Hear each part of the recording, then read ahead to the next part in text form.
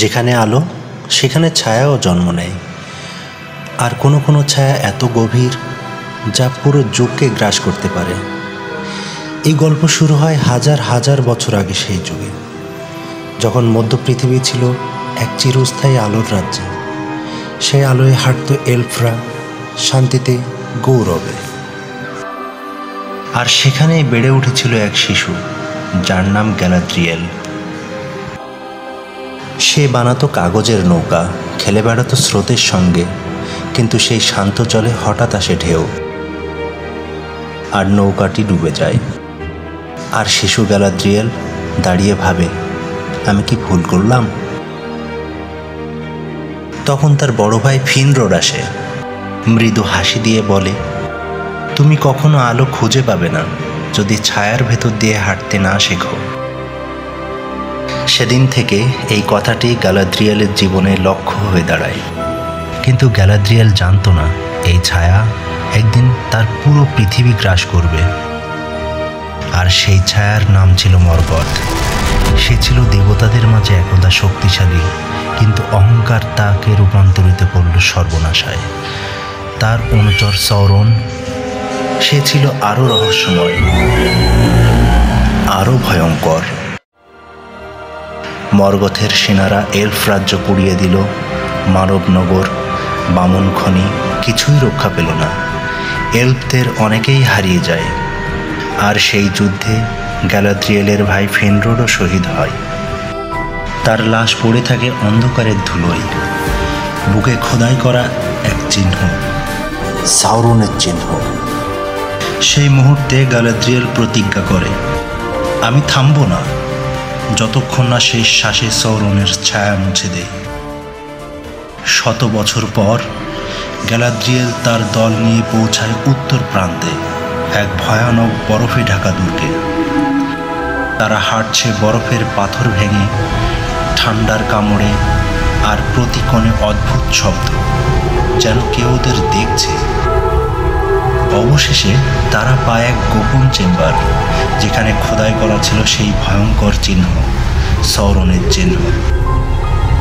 আর চারিদিকে ছড়িয়ে ছিটিয়ে অদ্ভুত অন্ধকার জাদু।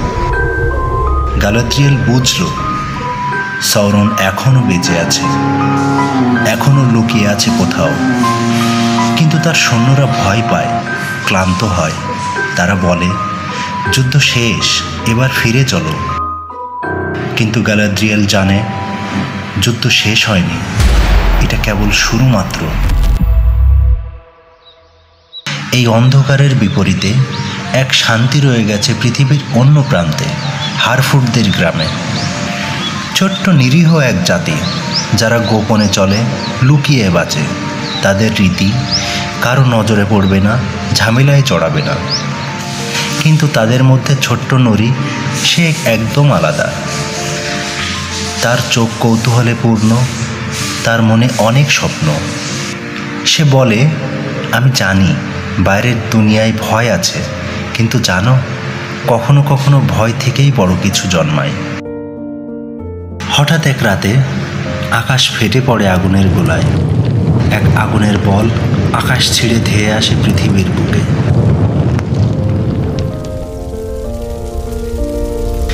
আর যেখানে পড়ে সেই আগুন, সেখানে পড়ে থাকে এক মানুষ, অর্ধনগ্ন, অজানা ভাষায় ফিসফিস করে।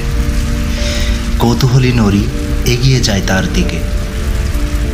তার চোখে ভয়, কিন্তু তার হৃদয়ে কৌতূহল। কে তুমি? কিন্তু সেই আগন্তুকের চোখে যেন আগুন, আর তার চারপাশে ঘুরতে থাকে সৌরনের মতোই অন্ধকার সুর। একদিকে গ্যালাদ্রিয়েল একাই লড়ছে অন্ধকারের বিরুদ্ধে, অন্যদিকে নরি ও হারফুটরা অজানা ভবিষ্যতের মুখোমুখি। এ দুই পথ কি একদিন মিলবে? সৌরন কি ফিরে এসেছে, নাকি এই আগন্তুক তাকে থামাতে আসা শেষ আশার এক যোদ্ধা? এই সকল প্রশ্নের উত্তর লুকিয়ে আছে আগামী পর্বে। প্রিয় ভিউয়ার্স, যদি আপনারা এই মধ্য পৃথিবীর জগতে হারিয়ে যেতে চান, তাহলে এই গল্প ঘরেই থাকুন। সাবস্ক্রাইব করুন, লাইক দিন আর কমেন্টে জানান আপনি কি মনে করেন আগন্তুকটা আসলে কে। নতুন পর্বে আবারও দেখা হবে। পৃথিবী তো শুধু গল্পেই বাঁচে, তাই না?